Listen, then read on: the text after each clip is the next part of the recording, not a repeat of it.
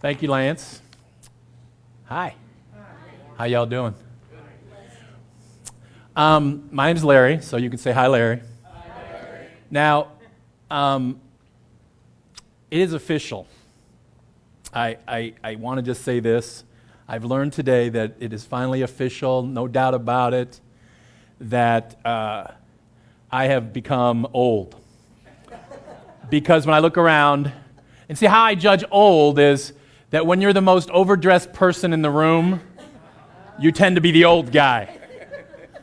So here it is. It's official. I am the old guy. So, because it's kind of funny, because those of you that have known me for any length of time know that I am usually the least underdressed person in the room. But anyways, it's a privilege to be here. I'm not a preacher, per se.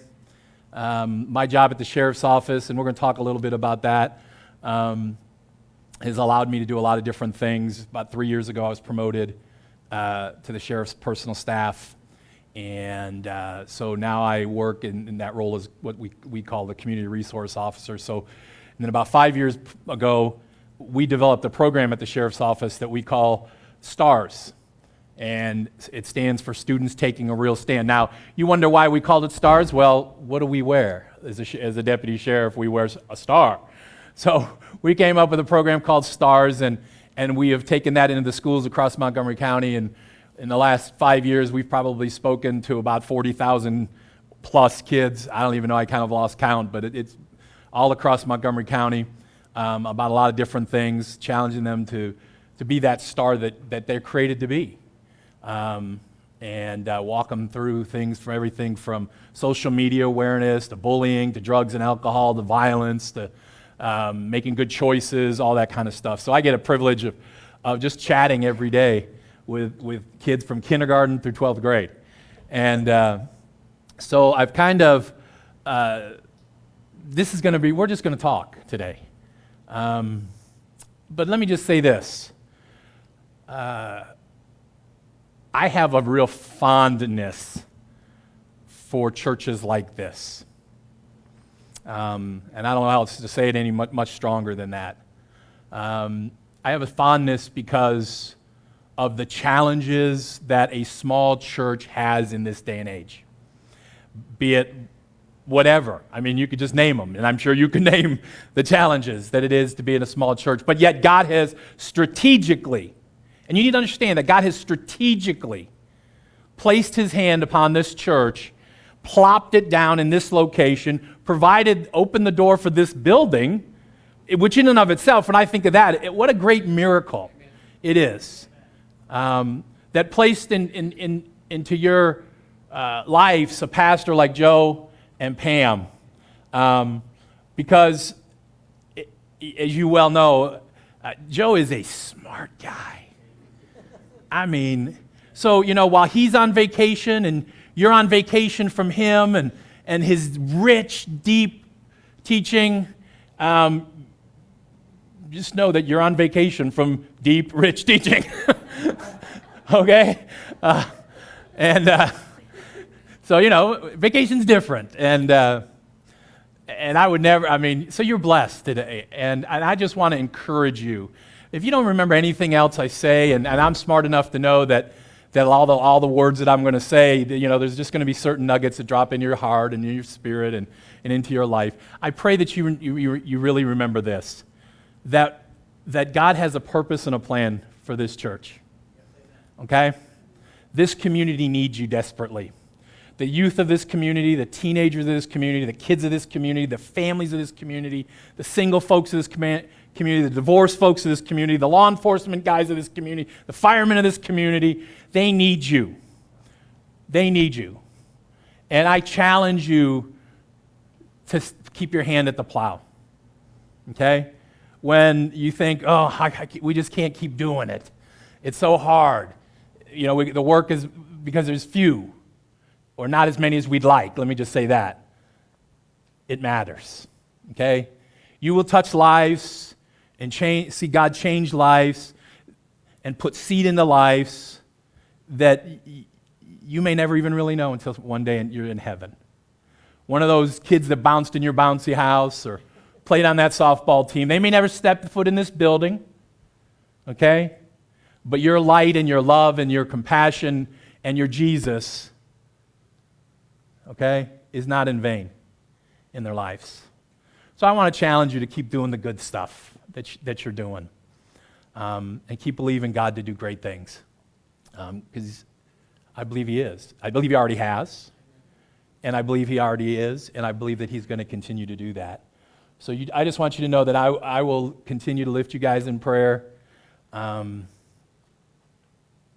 God just does something really special here, okay? And it takes all of us working together, doing what God has called us to do to make a difference in our world.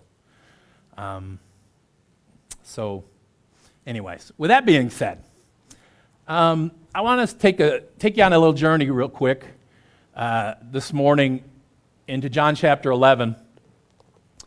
And I'm going to read you out of the New Living Translation, which I don't normally do, but I like the way the verse that I want to focus on says what it says. And it's the story of Lazarus being sick, Lazarus dying, and then Jesus showing up. And there's a verse we'll get to it. There's a verse that jumped out at me in relation to what I do that kind of has challenged me. So let me just kind of read a little bit. We'll start in the first verse and read on down a little bit. A man named Lazarus was sick. He lived in Bethany with his sisters, Mary and Martha, and this is the Mary who later poured the expensive perfume on the Lord's feet and wiped them with her hair. Her brother Lazarus was sick. So the two sisters sent a message to Jesus telling him, "Lord, your dear friend is sick." Now notice, this isn't just a normal guy. Lazarus was a dear friend of Jesus. But when Jesus heard about it, he said, "Lazarus' sickness will not end in death. No, it happened for the glory of God, so that the Son of God will receive glory from this." Now let me just stop and say this. We get so nervous about stuff, right? I mean, we look around and we see our community, we see rulings that Supreme Courts make, and we see the downfall of our community. We get so worked up, and I'm really bad about this. I watch the news, and I'm editorializing on every story. My wife, I feel so sorry for her because she's like, "Will you just stop? I want to watch the news." Because I got to comment about everything, because I get so frustrated. Okay? But that's what we do as people. And sometimes we forget that God's not nervous about what's happening in America in 2015. Do you realize that? God's not up in heaven going, right? He's not up in heaven worrying about what's happening. You know why? Because He's got it under control. He's got it all figured out. Sometimes we think we're smart if we get 3 steps ahead of the process. He's eternity ahead of the process. He knows the end. He knows who wins. He knows the final call. So He doesn't get nervous. And you know what, folks? Sometimes we need to remember that. We need to take a breath and recognize that God has got this.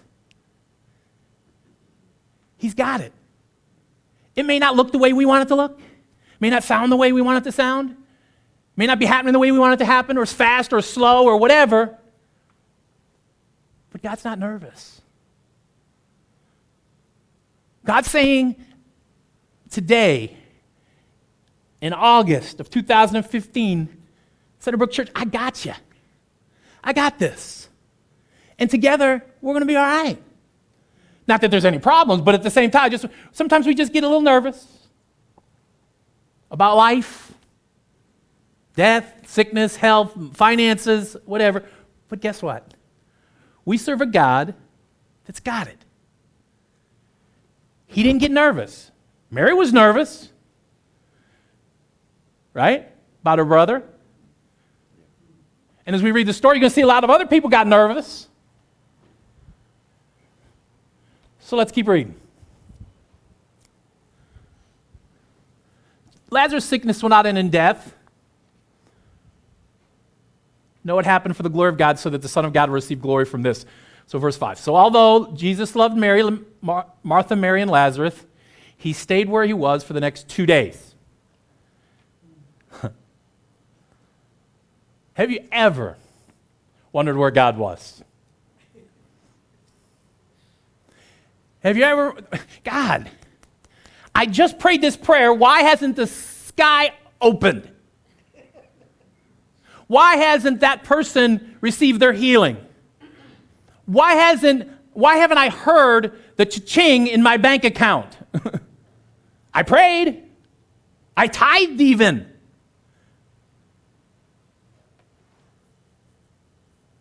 God's always on time. So he waited for the next 2 days, and finally he said to his disciples, let's go back to Judea.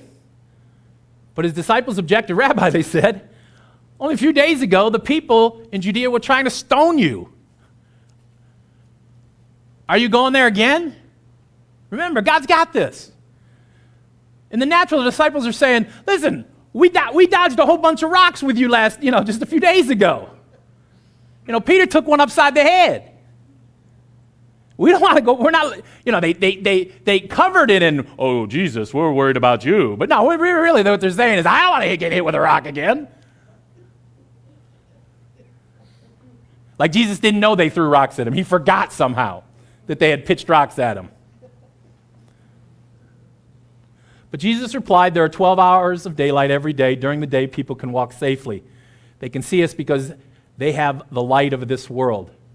But at night there is a danger of stumbling because they have no light. Then he said, our friend Lazarus has fallen asleep, but now I will go and wake him up. And the disciples said, Lord, if he's sleeping, he will soon get better.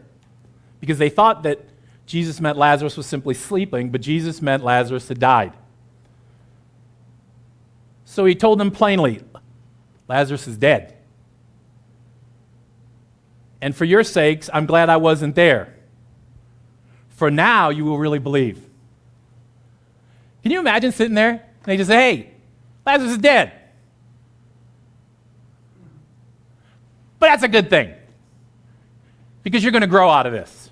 Do you think I wonder if they even understood what he was saying. Because sometimes we don't, right? God speaks to us, we see what his word says, and it just right past us. Because we're in crisis. We forget he's got it. We forget he's got it under control. We forget that he's there every step of the way with us.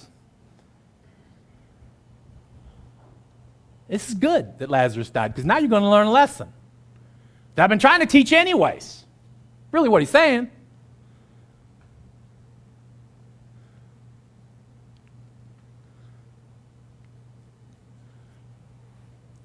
So come, let's go see him. Verse 16, Thomas, nicknamed the twin, said to his fellow disciples, let's go too and die with Jesus. Missed the boat. Let's go back to Judea, get hit with rocks, die with Lazarus, and it'll be the end of us. There's some real faith. When Jesus arrived at Bethany, he was told that Lazarus had already been in his grave for 4 days. And Bethany was only a few miles down the road from Jerusalem. Many of the people had come to console Mary and Martha in their loss. When Martha got word that Jesus was coming, she went to meet him, but Mary stayed in the house. And verse 21 is the verse that jumped out at me a few months ago. Martha said to Jesus, and again, I'm reading out of the New Living Translation, it says this, Lord, if only. if only you had been here, my brother would not have died. And that's, if I got a title of our little chat today, that's the title. Do you live in the land of if only? Are you living in the land of if only? Because see, here was a situation that was looking bad. Lazarus was dead, been dead 4 days. Nothing good about that in the natural. Jesus shows up. Martha comes out. And what does she do? She blames Jesus. Really, that's what she's doing here. She knows God. She knows Jesus. She knows that he's able to do miracles, but he didn't show up. Now her brother's dead. So she looks at him and says simply, Jesus, if only. So my question to you, are we living in the land of if only? Because if we're living in the land of if only, and so many people do, we're living in a land where regret is a big part of our lives. If only. If only. You know, I'm 55 years old. I know that I'm rounding third and heading for home in my career. Okay? I'm rounding third and heading for home. Now I'm not talking about home up here. I'm talking about home and with my feet in the beach somewhere. That's the kind of home. So yeah, that's the kind of home I'm talking. Don't get crazy now. Don't get ahead of me. I'm ready to go, but I'm just like all y'all. I ain't in no hurry to get there. Okay? So, I'm rounding third and heading for home. I'm, thinking, I got four years till I can retire from the sheriff's office. Okay? Then I don't know what I'm going to do. But it has something to do with sand, I think. Sand. Lots of sand. I had a vision. Sand and water. And things going, psh, psh. And a boat, I think, was in there somewhere. I don't know. We'll see. But in reality, we get to the point in our life that we start regretting things. If only I had. If only I would have turned left when I could have turned right. If only I would have chosen a different career. Right? If only I would have done this instead of that. If only I would have had a better paying job, I could have done more. If only. Regrets. I deal a lot with suicide. And it's amazing, by the way. We hear a lot of times about homicides in the city or in the county or whatever we live.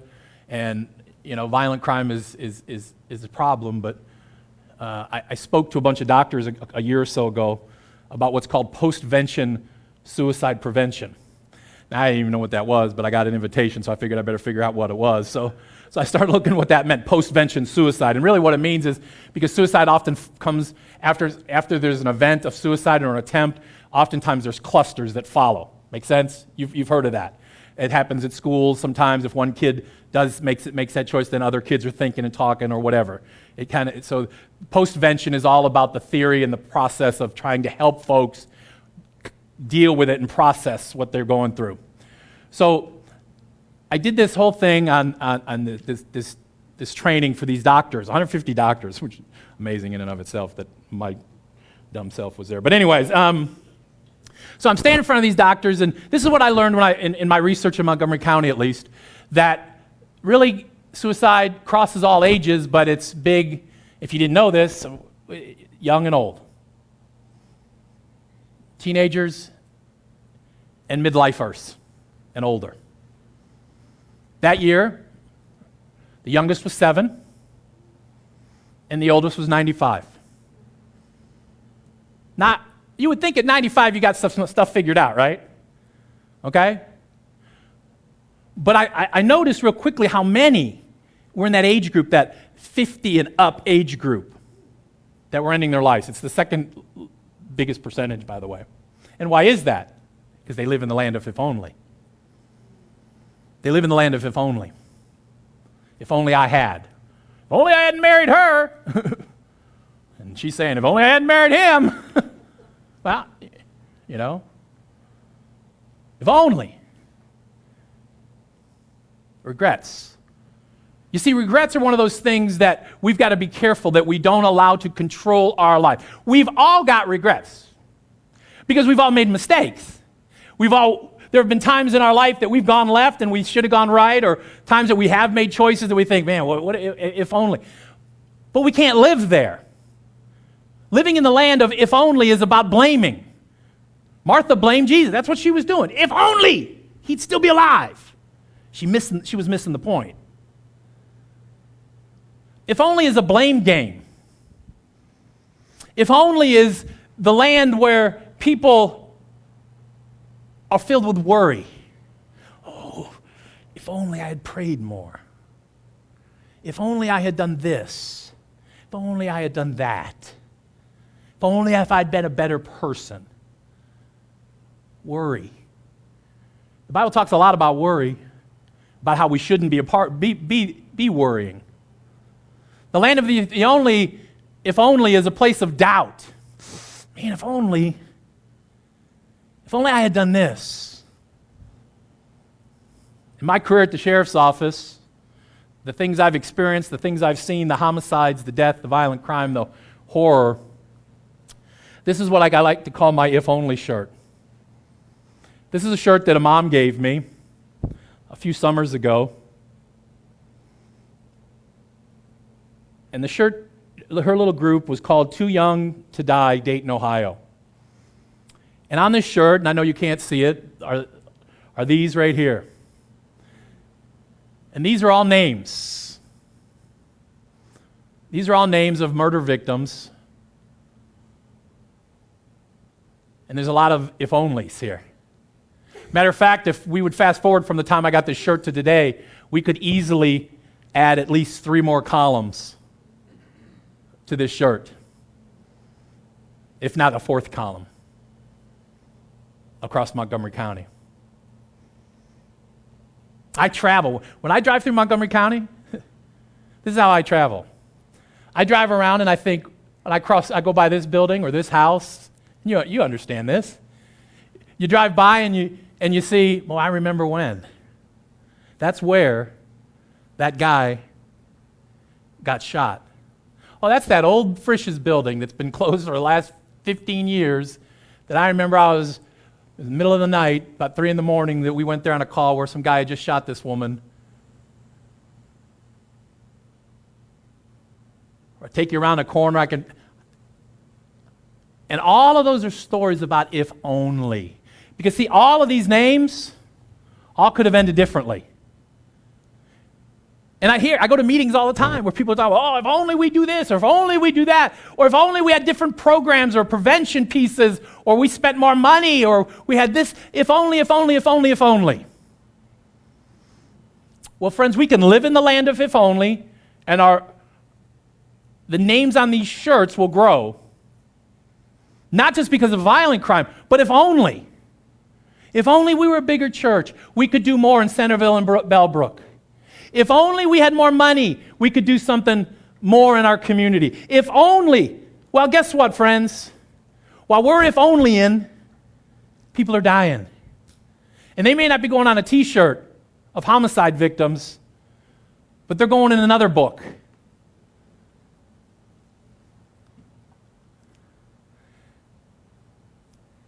It's amazing that in the west side of Dayton, which is generally, typically, stereotype, whatever you want to call it, is the area where people talk about the most violent parts of Montgomery County, the west side.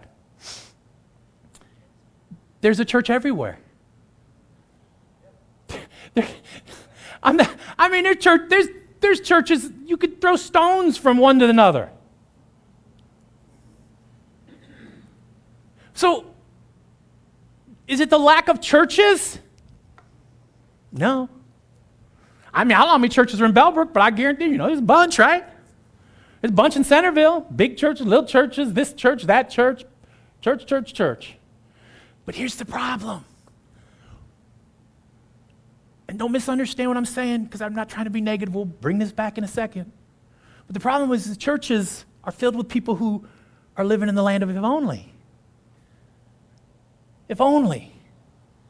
If only we had this, then we could do that. If only if we were bigger, we could do that. If only we had more this, or if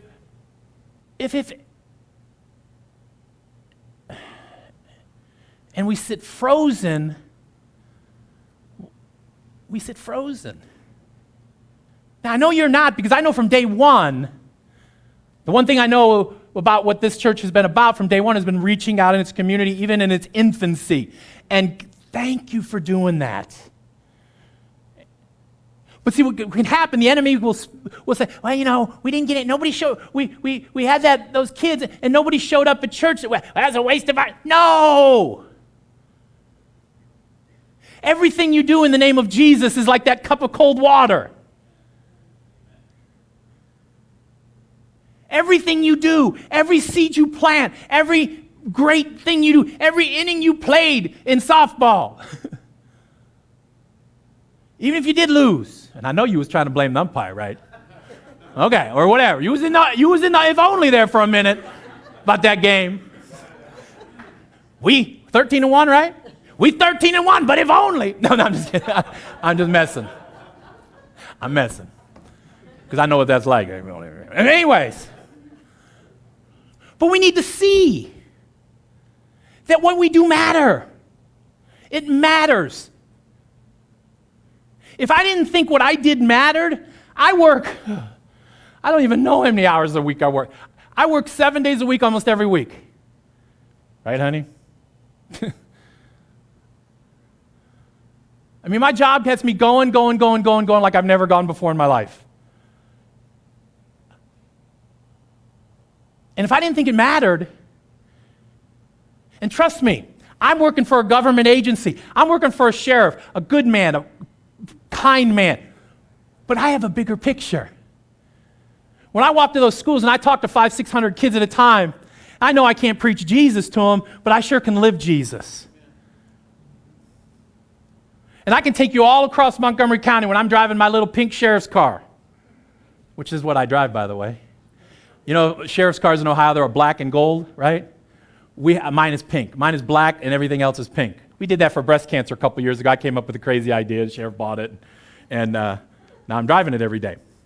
But it's great. I never realized, and this just shows you how God's in everything, when you don't even realize it, how this car and me would become one.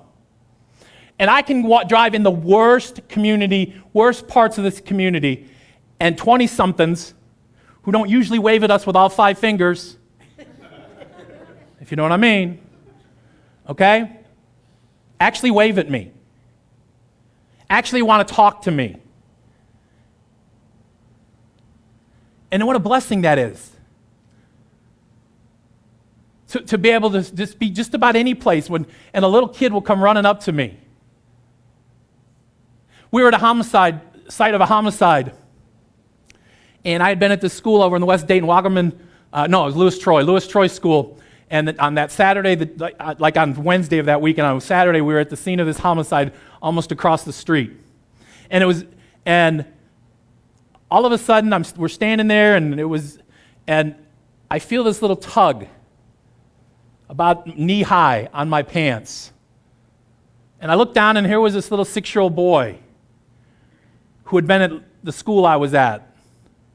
And that was his uncle who had been murdered in that spot. And he was crying. But I didn't know what do you say to a 6-year-old, right? Who's looking at a horrible scene, very graphic in nature. And he just hung on my leg. As I literally walked her.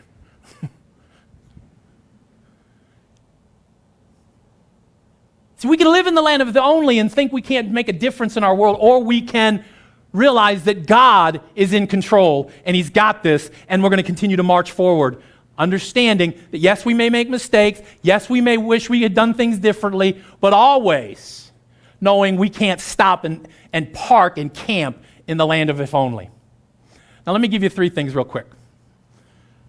What time do you guys normally get out? Whenever you're done. Well, no, don't say that.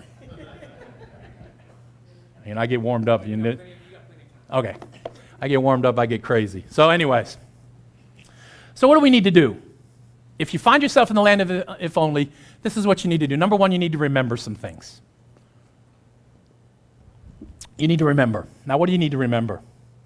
Let's look at what this story was all about. In verse 25, Jesus tells her, I am the resurrection and the life. Martha knows Lazarus is dead. Jesus says, listen, you need to remember that I'm the resurrection and the life. I got this. I'm in control. You see, sometimes we forget. And I understand that. I look around and see the horror that I see. This school year alone, 8 different times. 8 times this school year, I was called to schools that kids 6th grade and under attempted suicide in the school during the school day. The last one, this little girl. Now, fortunately, all those 8 made it in those cases. But the last one, this little girl who was in the first grade. She'd taken her tube sock off. You know what a tube sock is, right? The long ones. She'd taken her tube sock off, tied it around her neck, tied it to the doorknob in the bathroom, and sat down. Fortunately, one of the other kids was trying to go to the bathroom. Tried to push the door. Her little body was wedged against the door. Called for a teacher. They were able to force the door. Called us. We got there and revived her. See, we forget because we look around and we go, why? And we focus on all what's tragic, and we forget that he's the resurrection and the life. And I can pass out stickers and whistles and little squishy cars and all the little trinkets that we give out at the sheriff's office all day long. But unless Jesus is the answer. We get all worried about politics. Jesus is the answer. We get all worried about the Supreme Court, but guess what? Jesus is the answer. We get all worried that, gay marriage is legalized, but guess what? Jesus is still the answer. He's still the resurrection and the life. He can still bring hope to folks. He can still change the brokenhearted. He can still make a difference in the lives of those that are wandering cluelessly in the world. And can I tell you why people are wandering so clueless in the world? Because the church is living in the land of if only instead of in resurrection power. Think about that. We don't want to offend anybody. So we water everything down. We used to say, remember that? I don't know, some of you that are older, remember when we were not, when contemporary, became a kind of an acceptable word in the church? It was all about, well, come as you are. And I'm good with that. I'm good with coming as you are. I got no problem with dressed unless it's ridiculous, but I care less people wear shorts and flip-flops and all that. It don't bother me at all. Trust me, I care less about that. Okay, so I don't. That doesn't hang me up. I don't get hung up on music. However, I'm getting old, and so my ear, But anyways, so I don't get hung up on that stuff. But the problem with the church is we went from hey, come as you are to now we're saying and stay as you are. You can live any way, do anything, and you can still come. Now, I don't mind. I don't mind who comes. But unless we're preaching a message that offers them a new way, that resurrection life. I am the resurrection, the life. No man comes to the Father but by me. There's not many roads. It's not a wide way. The message of Centerbrook Church, and I know it is one way. It's Christ alone, him crucified, buried, and risen. That's the hope of all eternity. And that's our message. Now, we can have that message with bouncy houses and softball teams. Don't misunderstand me.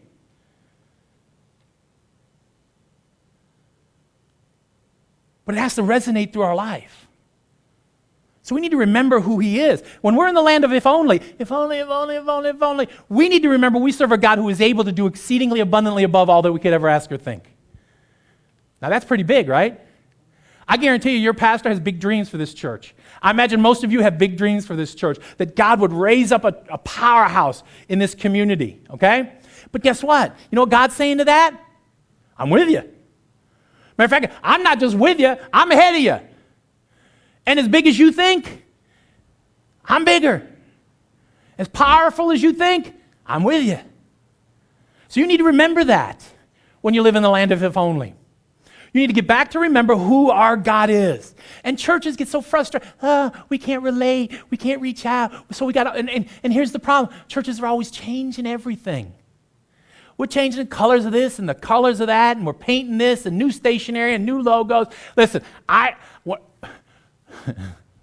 oh, Bethel friends, forgive me. I went to one business meeting at Bethel Christian, back when it was Bethel Temple. Okay?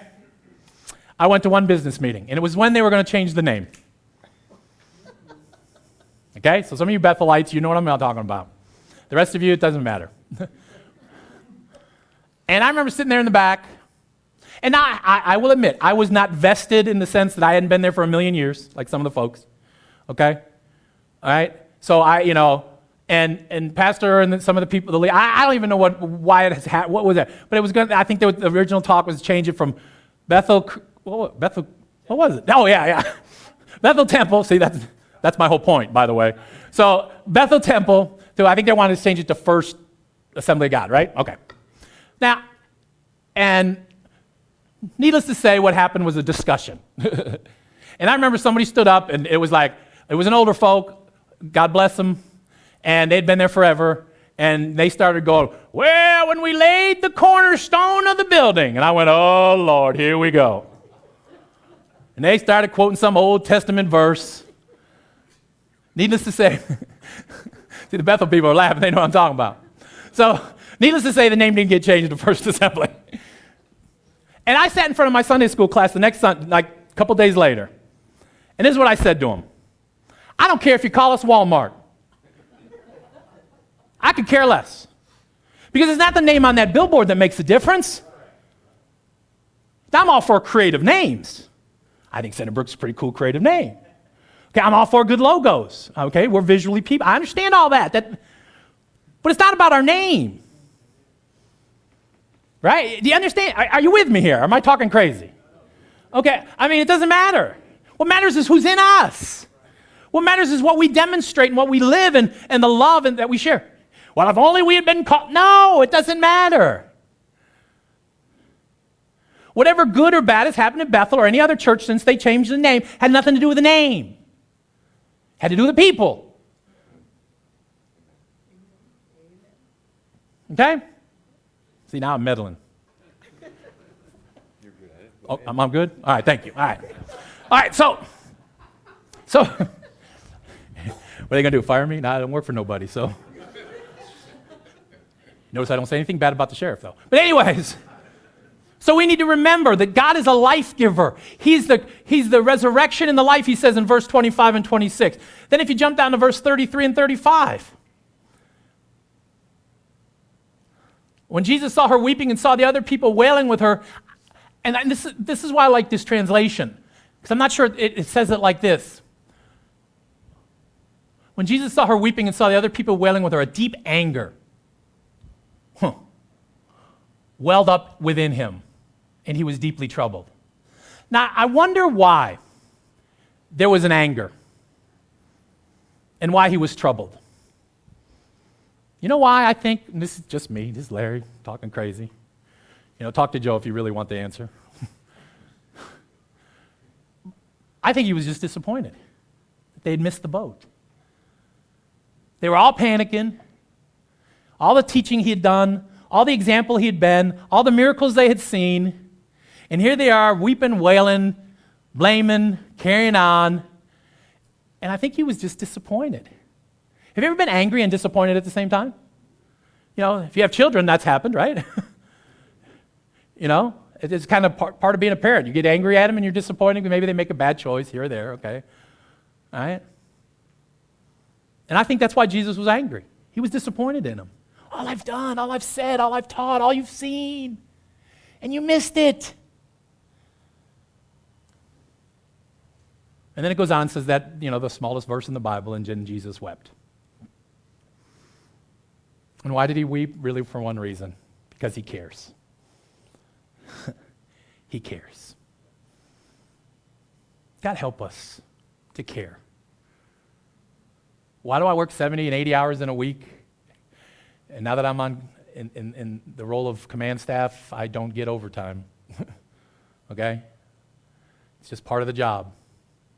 Why do I work that? Because I know Jesus cares. Really. And it matters. We've got to work. We've got to give. We've got to give of ourselves. And we've got to believe in a God that is able to change the lives of people that we come in contact with. We can't live in the land of if only. We need to remember who our God is. And he is a God of great compassion. If you ever want to think how great of compassion it is, think about that, those two sticks, those two boards that he allowed himself to be placed upon and nailed to. You think he did it because, hey, I got nothing else to do? This is going to be fun. Because if we truly believe that God was, and Jesus was totally man, right? We believe that, right? Okay? Then guess what he felt? Excruciating pain. I mean, think about it. How many of y'all have to go to the doctor and get blood work or your finger pricked or any of that kind of stuff, right? You know that? And how y'all, think about that, all your big babies. That little tiny neck. Step on a tack. You running around the house screaming, yelling. Think that, your wife comes out thinking you've fallen, and you're dying because you've got that little tack in your foot, right? Think about that and what he did for you. That's how much he loves us. That's how much he loves them. That's how hard we got to work. So we need to remember some things. If you find yourself living in the land of if only, you got to remember some things. We sang a song, and I love it, The Amazing Grace. I love that version. I don't know what it's called, because that one verse, I guess it's the chorus of it, where it says, if you forget what he's done for you and you want to live in the land of if only, if you're having a pity party, regrets, blame, worry, all that stuff, then you need to sing, if my chains are gone, they're gone. Listen, I see a lot of people in chains. I've helped put some people in chains, right? Ain't no fun being in chains. My chains are gone. I've been set free. One of the things when I used to work around the jail a lot more, I used to see two things. When they came in, they weren't happy. When they left, they were all happy. Making all kinds of promises by the way. You'll never see me again. I'd say, stop lying. But the bottom line is, when your chains have been broken, that's a good thing, because I've been set free. It says he ransomed me. He bought me. He paid for me. His mercy reigns. It's an unending love. It's an amazing grace. You know what? If you ever find yourself in the land of if only, sing that song. That's why worship is so powerful, especially songs like this, because it reminds us of who we are. So you need to remember some things. The second thing you need to do is you need to review. Well, what do you need to review?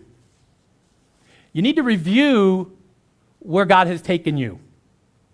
How many of you are different than you were? Raise your hand. How many remember the day you got saved? Remember that? Do you remember the joy? Remember that power? Do you remember his presence? Remember the closeness? Did you weep a little? Remember those times you wept around altars? Our general superintendent of the assemblies, I heard him say something one time. I don't know if it was at Bethel or someplace else years ago. But he came and he made a great statement. I like what he said. He talked about the altar. And he said, most great things happen at the altar. Everybody said amen, right? And I'm sitting back there going, now wait a minute. I'm not sure any great thing has happened in my life spiritually apart from the altar. Does that make sense? I mean, I can take you to the place when I was 17 where I gave my life to Christ. I remember that like it was yesterday. I was on crutches. Tore up my knee playing basketball for the school team. And I went to this retreat. I remember limping up there on my crutches. I can take you to the corner of the church that I attended on a Sunday night, around the front of the altar to the back corner, where God baptized me in the Holy Spirit.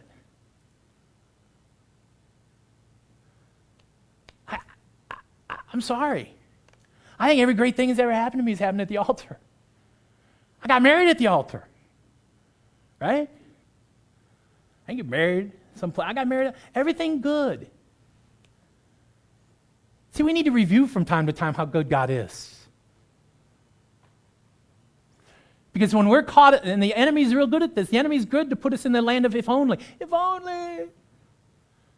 Well, if only you remember what God has done. Taste and see what the Lord has done. So you need to review some things. And then lastly, not only do we need to remember and we need to review, but lastly, we need to refocus. Now, I know you guys are focused, you're doing good things, but I want to challenge you as individuals to refocus. Because if we're caught in the land of if only, we need to refocus. Now, what do I mean by that? In Hebrews chapter 12, verse 2, it says, let us keep our eyes fixed on Jesus. Fixed. Focused on Jesus. Like I said right from the beginning, a lot of times we get fixed on all this other stuff. Circumstances, situations, news, reports, our physical condition, everything. We fix ourselves on everything but Jesus. But look what it says. Let us keep our eyes fixed on Jesus, on whom our faith, what? Depends. If we're going to live by faith, what does our faith depend upon? Say it. Jesus.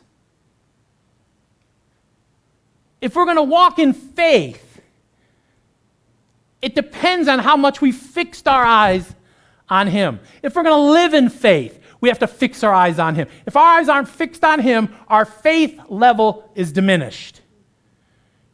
And it isn't long before we live in the land of if only. If only Jesus would have showed up. See, Martha took her eyes off of Jesus for a minute. And she saw the circumstances of her brother's death. Understandably so, okay? Sometimes tragedy does that. She was in a tragic. She was grief. I understand how and why and how come she did that.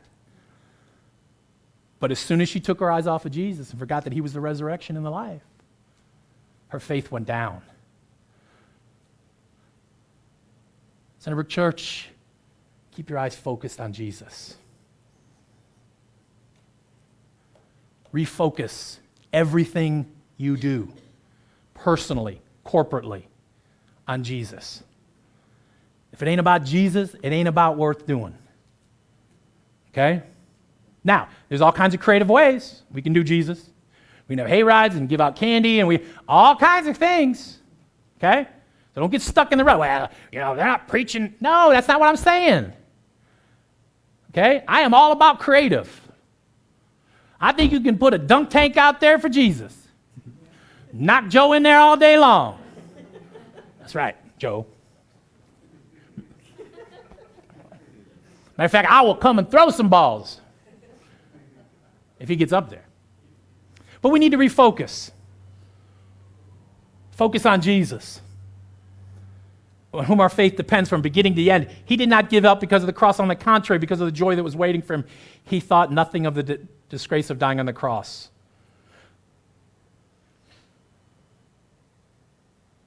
We need to refocus on the mission of the church. And let me just throw these out at you real quick, and I know I'm getting long. Refocus on the mission of the church. Now, what's the mission of the church? Let's look at James chapter 1. James chapter 1.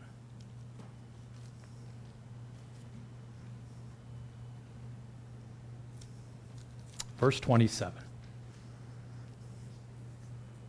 We're refocusing on the mission of the church. Because I think we got all kinds of mission statements as at churches. Well, what's the Bible say the mission of the church is? Well, to me, this is what it is. And this is kind of my mission statement and what I do. James chapter 1, verse 27, it says this. Pure and undefiled religion before God and the Father is this. Now, that statement alone, right? That should get your, hello? Right? I mean, they're saying, this is what God considers as pure religion. Sounds like an important statement coming, right? So if this is going to be the mission of the church, if we're going to refocus on what matters, then James 1:27 is one of those things we have to refocus on. And what does he say here? To visit orphans. What? To visit orphans and widows in their trouble. Wow. That's kind of different, isn't it? Now, what do I mean by that? Let me just tell you something. Let me challenge you with something. And I know you're in Bellbrook and Centerville and you got really good schools, blah, blah, blah. Okay. I go in schools that aren't Centerville and Bellbrook. Okay? Poor schools, poor kids, broken homes. It's a miracle. If you came with me and spent any time with me, you would be amazed that these little guys and gals even show up. Because they come dirty and nappy-headed and their uniforms that are supposed to be white shirts look gray, and because they haven't been washed, and they smell, and they eat that breakfast first thing in the morning when they get to school like it's the last meal they had, because probably it was, or the first meal they've had since when they were at school the day before. Okay? And we like to say and we like to preach, and it makes good sermons and books and sounds good in the Christian world to say that, well, they kicked us out. Prayer got kicked out of school. Okay, maybe it did. But let me tell you something that I know. In almost every school that I go to, those schools would love to have you. They would love to have you show up to read to a kid, to mentor a child. Well, that's not preach. What did we just read? Now, those kids are pretty much almost orphans, because most of their moms and dads, dad's long gone or in prison. Mom's long gone or in prison. Getting raised by somebody, sometimes by just an older brother. I beg churches to partner with schools in the city of Dayton. You know what I get? Crickets. You know what I mean by that? Nothing. Because it's not our mission. I think it is. Taking care of kids.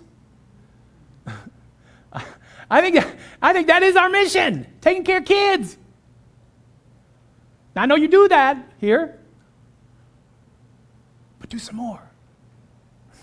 Well, we're not big. If only we had. No, don't let that stop you. You see, God is all about the talents, right? What does God do with your talents? If you do what with them? If you use them, what does he do? Huh? Multiplies them. If you sit on them and go, if only, what happens to them? Nothing. They go away. He takes them away and gives them to somebody else. So can I challenge you, do more for kids? I mean, you're parents, right? If somebody does something nice to your kid, doesn't that mean a lot to you? Even more. I don't care what you do to me, say to me, if you were nice to my kid, I'd overlook anything. So there's a thought. Refocus. Pure and undefiled religion before God and the Father is this, to visit orphans and widows in their trouble and keep oneself unspotted from the world. Well, there's a whole nother sermon right there. Okay, keep yourself right. Keep yourself living right. All right, so let's go on. One other verse, two other verses real quick. Micah. Old Testament, little prophet. Trying to find it here. Micah chapter 6, verse 8. Remember, we're refocusing on the mission of the church. Micah 6:8, look what it says here. He has shown you, O man, what is good. And what does the Lord require of you? Do I need to define require? Okay, I mean, that's pretty simple. Require. Not option, not kinda, not maybe, not sorta, when I get around to it. Okay, require. What does the Lord require of you? Refocus. Okay? And what does the Lord require of you? To do justly. In other words, be just. You know, when we see things that are wrong, we have to speak up. We have to speak out. We have to take stands. Now, we have to do it nicely. We have to do it kindly. We don't have to scream in people's faces, but the church must speak up and speak out. Because that's what justice is. Okay? We have to be just. To love mercy. Ooh, boy, do we need a baptism of mercy in the Church of America.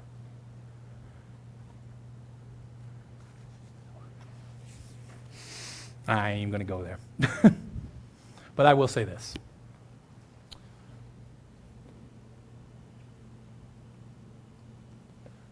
We must show mercy, not judgment.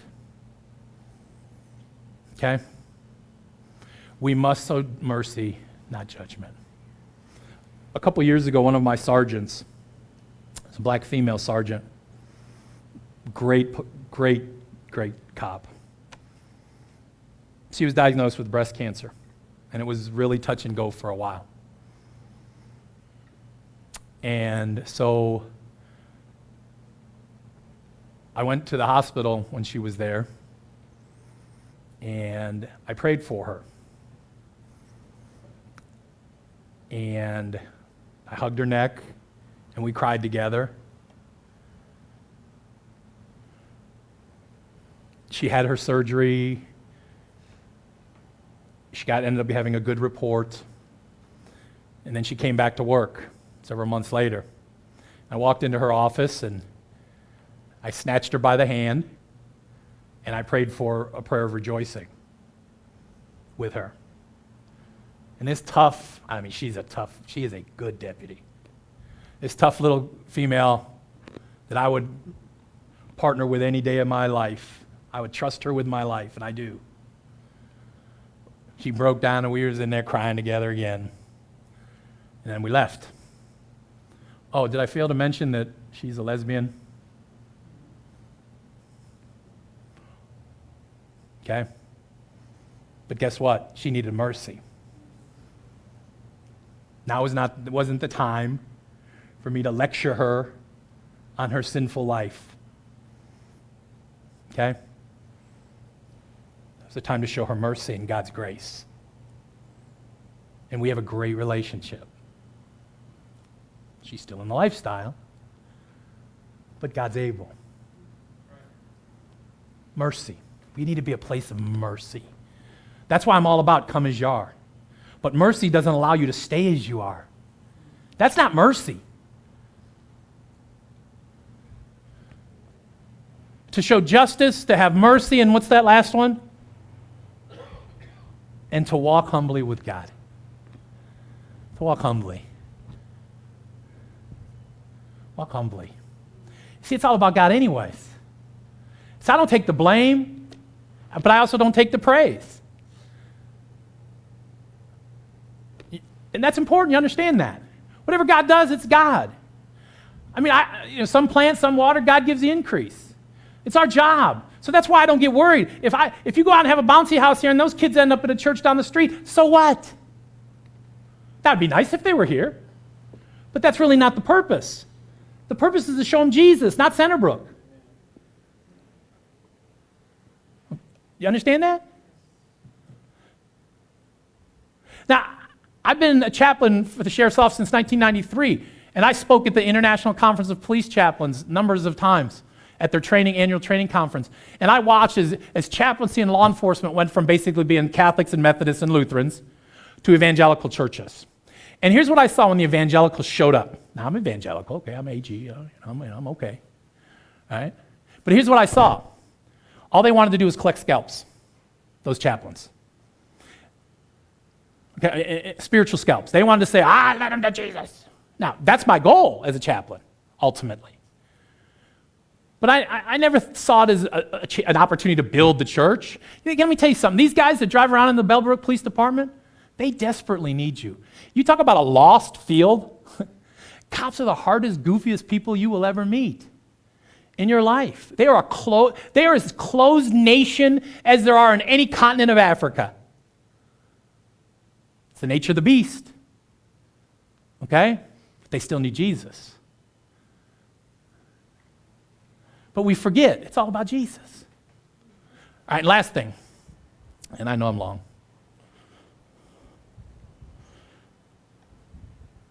Matthew 22, verse 34 through 40, which is the very, very familiar verse of Scripture.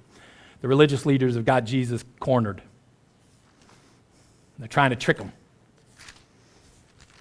And they come up in verse 34 of chapter 22 of Matthew with the trick question they think.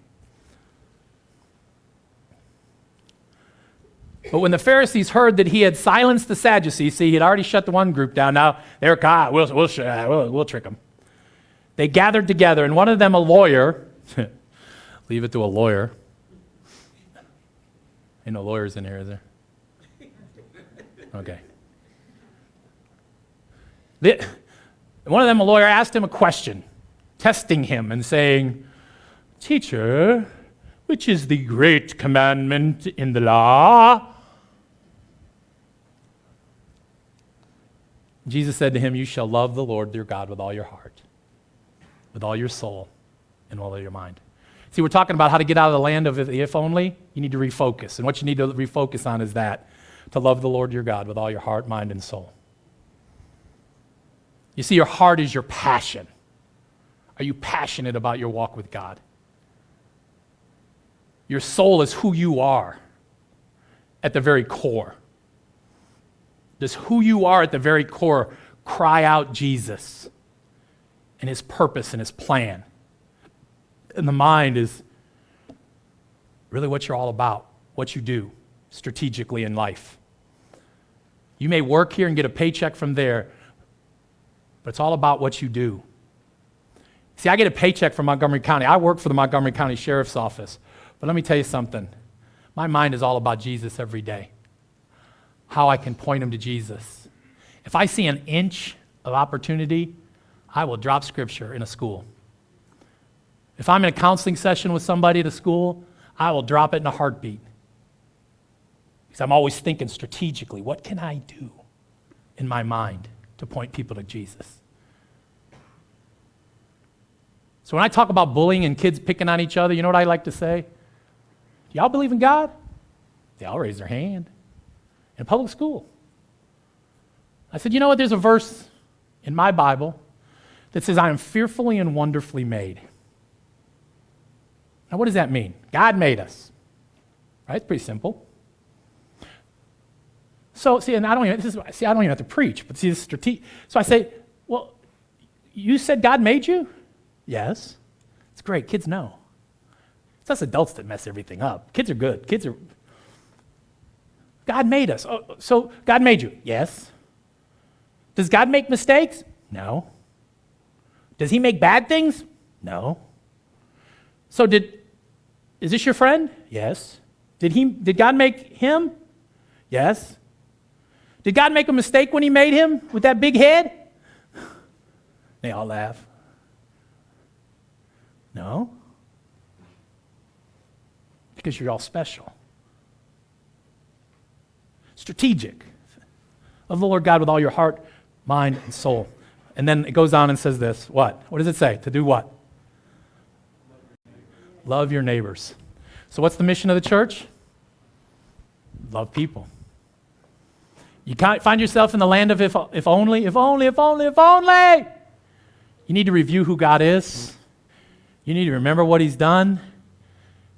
And you need to refocus on who he is in your life and the mission that he's called you to. So I challenge you, church. Say, come and start to play. And if you want to bow your head, that would be great. And I just want you to take some time this morning, especially on that refocus part, that you say, God, how can I refocus my purpose?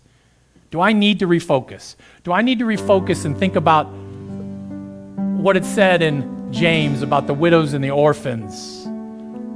Do I need to refocus my life on what it says in Micah about justice and mercy? Do I need to increase that in my life? Do I need to refocus my life in what it says in Matthew? To love God with all my heart, mind, soul, and my neighbor. Do I need to start loving again? Or more? What can I do? Is there a neighbor I can talk to? Is there a coworker I can talk to? Can I throw a picnic a barbecue in my backyard and invite some neighbors to come over? Can I encourage them, their children I'll pick them up and bring them to church? I don't know, because I think the mission is uniquely special and called to each one of you.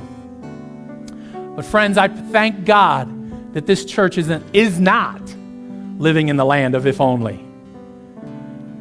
But it'll only stay not living there is if we have individuals. Stay focused and remember and review what God is doing. Father, I pray today for these folks. I thank you for this great church. I thank you for their pastor and his wife. I pray, God, a blessing upon them, Lord, as they've already prayed for them today. Lord, as they spend this time away, refreshing, renewing, I pray, God, that you would send them back to this place with just a greater zeal than they've ever had before to lead this congregation. I pray that these people would follow them, that they would rejoice in what you're going to do in this community through this great little church. I thank you for faithful people who show up and do the best they can. And I pray, God, that none of us would live in the land of if only, but we would live in the land of life and resurrection power. I pray, God, that you would help us to stay focused on your mission, reaching a lost world. And we ask it in your name. Amen.